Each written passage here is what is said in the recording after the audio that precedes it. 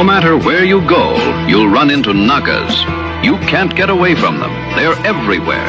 They're the indigenous all over this planet. The so-called Black Nagas inherited the whole world. All their empires worked in harmony with nature.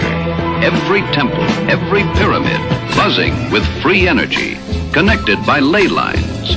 A global empire, alive with the rhythm of Gaia. They want us to believe all black people come from Africa, that Africa is the birthplace of everything, that they were wanderers, migrants, and slaves of history. But the truth, the undeniable truth, the indigenous were everywhere.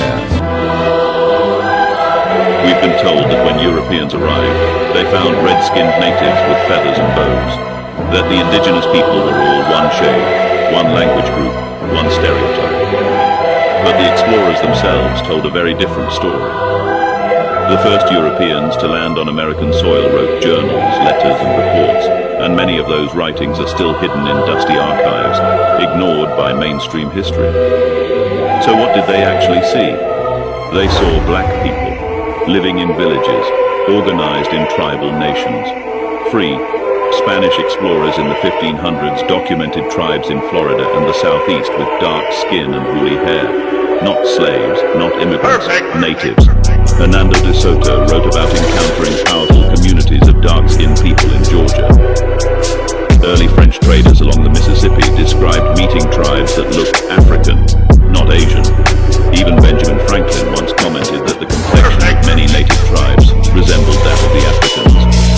So why were these accounts erased? Because the people they described didn't fit the story that was being built. A story where black people came later, where they were outsiders, where they could be denied land, status and voice, because they weren't original. If the world knew that black tribes had lived, traded, governed and resisted on this land before Columbus, then the lie of "you don't belong here" would collapse. But it gets deeper. By the 1700s and 1800s, laws were passed to reclassify people. Tribes that were once recognized as native were suddenly listed in censuses as Negro, colored, or free person of color. Families who had lived on the same land for centuries lost everything, because the paper said, "Government's telling us to stay indoors, saying we'll get sick from the radiation. But they lying, we got powers from it." Yo, check this. Nobody else in this city can do what I'm about to show y'all. Pure ice, right from my hands. Yo, he really think he's Static Shock. Man, you better not hit my phone with that. Man, watch this. They tried to force my family into them FEMA camps, man. I had to show them what real fire felt like. Yo, look at these two. They think he a superhero. Man, you always talking about powers you ain't even got. Oh, you think this is a joke? Watch this. Man, the military out here acting like they can catch us with butterfly nets. They gonna need a whole lot more than that to snag this power.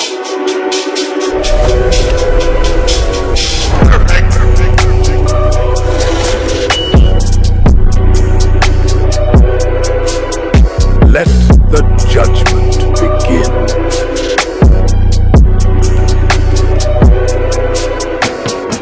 The call has been heard.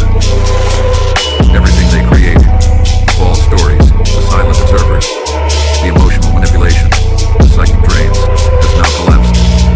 You are standing at the edge of a defined horizon, and nothing from your path can follow you here. You didn't just escape, you transformed. Those who underestimated your strength will now have to watch as heaven builds monuments from your broken places. What's more powerful? You didn't have to scream, fight, or even prove anything. God proved it for you. Even now, records in high places are being corrected. Applications that were previously denied are being reopened. Messages that never reached you are being resent under divine instruction. The spiritual blockages around your inbox, your finances, your relationships, and your mental clarity are lifting permanently.